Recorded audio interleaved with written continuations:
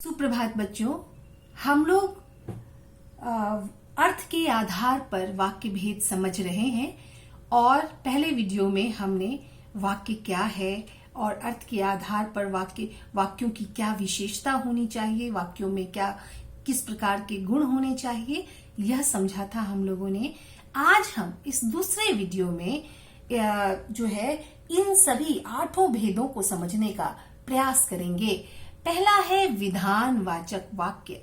विधानवाचक वाक्य के अंतर्गत क्या कहा जाता है कि जिस वाक्य में किसी बात या कार्य के होने या करने का सामान्य कथन हो उसे विधानवाचक वाक्य कहते हैं।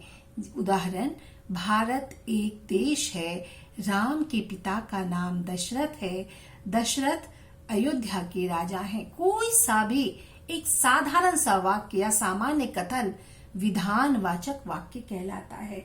इसे हम इस प्रकार से भी समझ सकते हैं कि जिस वाक्य में कार्य करने की निश्चित सूचना मिलती है उसे विधानवाचक वाक्य कहते हैं। इस प्रकार से वाक्यों में कही गई बातों को ज्यों का त्यों स्वीकार कर लिया जाता है, चाहे वह सत्य हो या असत्य। इसे सकारात्मक वाक्य के नाम से भी जाना जाता है।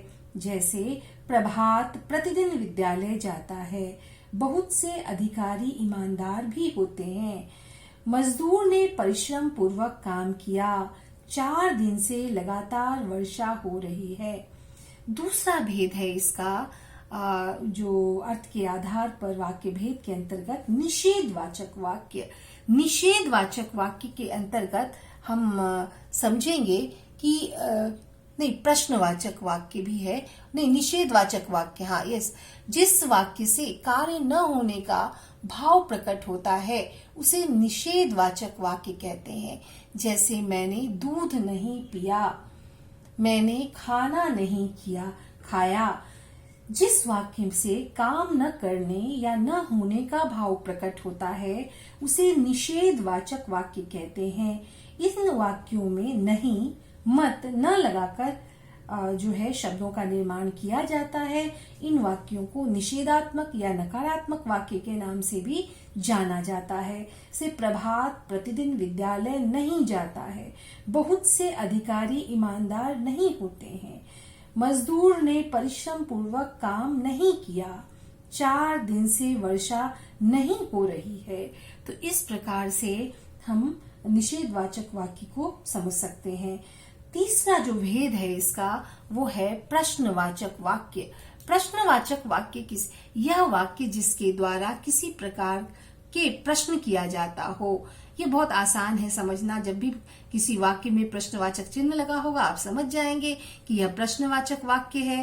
जैसे भारत क्या है, राम के पिता कौन थे या कौन है, दशरथ कहाँ के राजा हैं या दशरथ कहाँ के राजा थे।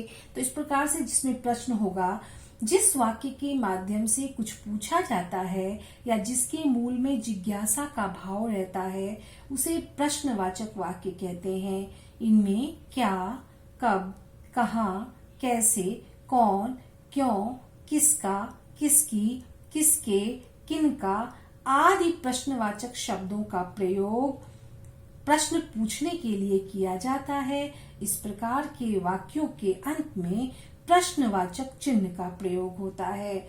जैसे प्रभात प्रतिदिन विद्यालय कैसे जाता है, क्या बहुत से अधिकारी नहीं होते हैं, मजदूर परिश्रम पूर्वक कहाँ काम करता है, 4 दिन से लगातार वर्षा कहाँ हो रही है।